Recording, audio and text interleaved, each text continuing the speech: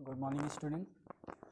जैसे कि हमारी वीडियो आज काफ़ी दिन के बाद आई है, तो जैसा कि हमने पिछले वीडियो में क्या कहते हैं कवर किया था levels of management and natures of management, तो आज हमारा जो टॉपिक है वो है इम्पोर्टेंस ऑफ मैनेजमेंट। प्रबंध का महत्व क्या है, या इसे मेरिट कह सकते हैं, या एडवांटेजेस कह सकते हैं, या बेनिफिट्स कह सकते हैं।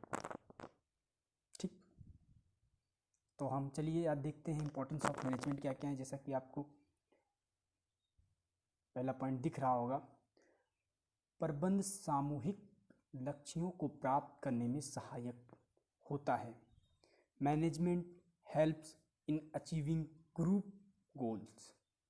ठीक, तो है क्या ये प्रबंध जो होता है, जो मैनेजमेंट होता है, वो व्यक्तियों के उद्देश्य को और संगठन के उद्देश्य को एकत्रित करता है, जोड़ता है, तथा सभी व्यक्तियों के प्रयासों को संगठन के लक्ष्य की प्राप्ति में, जो संगठन का लक्ष्य होता है उसको प्राप्त करने के लिए उन्हें डायरेक्शन देते हैं, उन्हें एक दिशा दिखाते हैं। जो हमारा कर्मचारी है वो किस लिए कार्य कर रहा है फर्म में? पैसे कमाने के लिए। जब उसे वो पैसे कमाने के लिए मेहनत करेगा, जब वो मेहनत करेगा तो हमारी कंपनी का जो प्रोडक्शन है वो भी बढ़ेगा।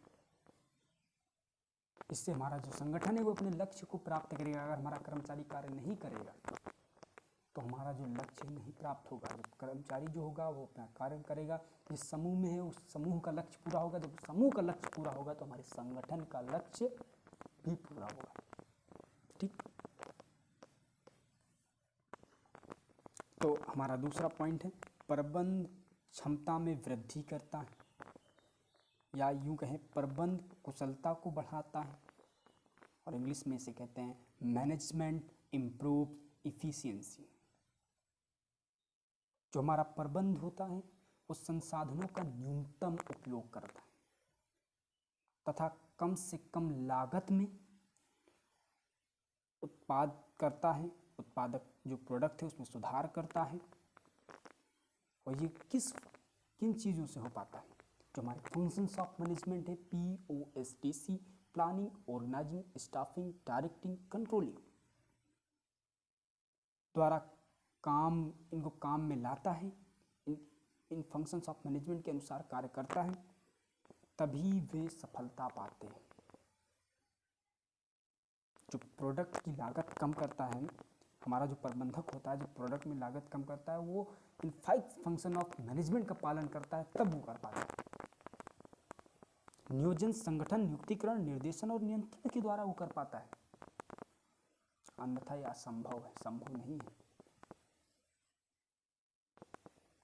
उसके बाद हमारा तीसरा पॉइंट है, प्रबंध गतिशील संगठन का निर्माण करता है। Management creates a dynamic organisation.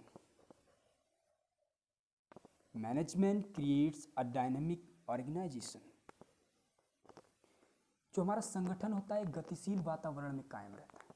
हमारा जो पर्यावरण है, बिजनेस इन्वायरमेंट आपने पढ़ा होगा, जो क्या कहते हैं बिजनेस इन्वायरमेंट, जो हमारा व्यावसायिक पर्यावरण बदलता रहता है। अगर आप कोई बिजनेस कर रहे हैं, अगर आपको मार्केट में टिके रहना है, तो अगर मार्केट जो है, हमारा जो बिजनेस का पर्यावरण अगर बदल रहा है, तो आपको उसके साथ ताल से ताल मिला के या कदम से कदम मिलाकर चलना पड़ेगा, तभी आप मार्केट में टिक पाओगे।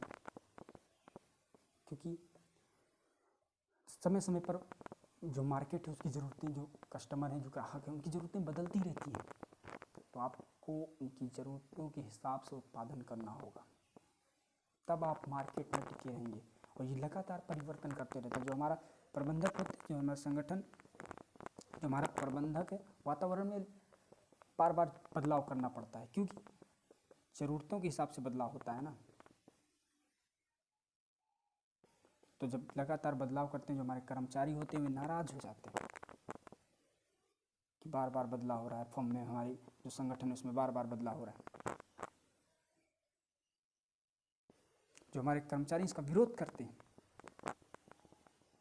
जबकि फिर हमारा जो कुशल प्रबंधक होता है उनको विश्वास दिलाता है कि नहीं, ये जो परिवर्तन हो रहा है ये हम लोगों की भलाई के लिए है, तब उनको अच्छे से समझाते हैं, उनको समझ में आता है, तब हमारे कर्मचारी फिर लगन और मेहनत के साथ कार्य करते हैं। उनको उस कार्य के लिए प्रेरित करते हैं हमारे जो प्रबंधक होते हैं, फिर वे लगन से कार्य करते हैं, तब जाके प्रबंध गतिशील संगठन का निर्माण करता है। हमारा चौथा पॉइंट है, प्रबंध व्यक्तिगत उद्देश्यों को प्राप्त करने में सहायता करता है। Management helps in achieving personal objectives.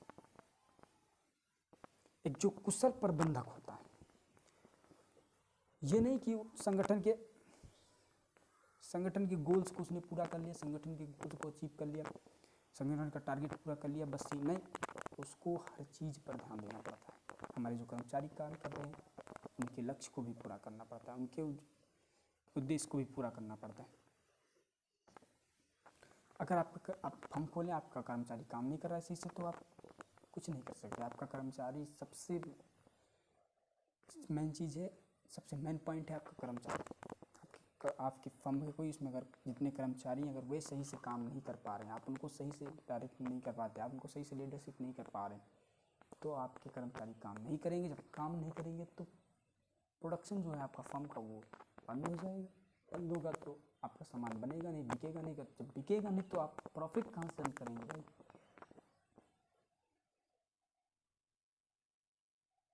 ठीक, जो हमारा व्यक्ति जो कहता है, जो हमारे फर्म में जो कर्मचारी काम करते हैं वो क्या चाहते हैं, वे अधिक से अधिक कमाएं, और जो संगठन चाहता है वो चाहता है वो भी अधिक से अधिक उत्पादन करे। ठीक, तो कर्मचारी अधिक उत्पादन करने अधिक कमा सकते हैं। जब हमारे कर्मचारी अधिक उत्पादन करेंगे उतना अधिक कमाएंगे। इससे दोनों समूह का उद्देश्य पूरा होगा, संगठन का भी उद्देश्य पूरा होगा और कर्मचारियों का भी उद्देश्य पूरा हो जाएगा। ठीक, उसके बाद हमारा पांचवा टॉपिक है, पांचवा पॉइंट है, प्रबंध समाज के विकास में सहायता करता है। Management helps in development of society. जो हमारा कुशल प्रबंधक होता है उसके पास हमेशा कई कार्य होते हैं, कई प्रकार के कार्य होते हैं। ठीक, कर्मचारियों पर भी ध्यान रखना पड़ता है, उपभोक्ताओं पर भी ध्यान रखना पड़ता है, संगठन के लक्ष्य को भी देखना पड़ता है, संगठन के उद्देश्य को भी देखना पड़ता है। तो बहुत सारे कार्य होते हैं उसके पास। ठीक, पहली बात ये देखिए, जो आपका संगठन किस समाज में स्थित, किसी न किसी समाज में कहीं ना कहीं पर तो है, तो उसका मेन फोकस सबसे पहले होगा उसका अपने कर्मचारियों, अपने संगठन के लक्ष्य के साथ साथ उसको समाज के उद्देश्य को भी पूरा करना पड़ता है। जैसे समाज के लोगों को रोजगार देना, वेतन देना, या कोई स्कीम ऐसी बनाए जिससे समाज के लोगों को मदद मिले। ठीक, इत्यादि पर बल देते हैं, इत्यादि पर जोर देते हैं। ठीक, जो हमारा प्रबंधक होता है वे देश की जीडीपी को बढ़ाने पर भी ध्यान देते हैं, राष्ट्र की वृद्धि पर योगदान देते हैं, उनको हर चीज पर ध्यान देना पड़ता है। ठीक, तो आपने क्या क्या पढ़ा, क्या कहते हैं, हमने 5 पॉइंट्स डिस्कस किए। इसमें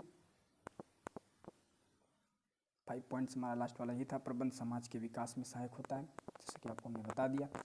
तो हमारा पहला पॉइंट क्या था, प्रबंध सामूहिक लक्ष्यों को प्राप्त करने में सहायक होता है। ठीक, management helps in achieving group goals. उसके बाद हमारा दूसरा पॉइंट है, प्रबंध क्षमता में वृद्धि लाता है, मैनेजमेंट इंप्रूव इफिशियंसी। उसके बाद हमारा तीसरा पॉइंट है, प्रबंध गतिशील संगठन का निर्माण करता है, management creates a dynamic organisation. उसके बाद हमारा चौथा पॉइंट था, प्रबंध व्यक्तिगत उद्देश्यों को प्राप्त करने में सहायता करता है, management helps in achieving personal objectives. उसके बाद हमारा पांचवा पॉइंट था, management helps in development of society, प्रबंध समाज के विकास में सहायता करता है।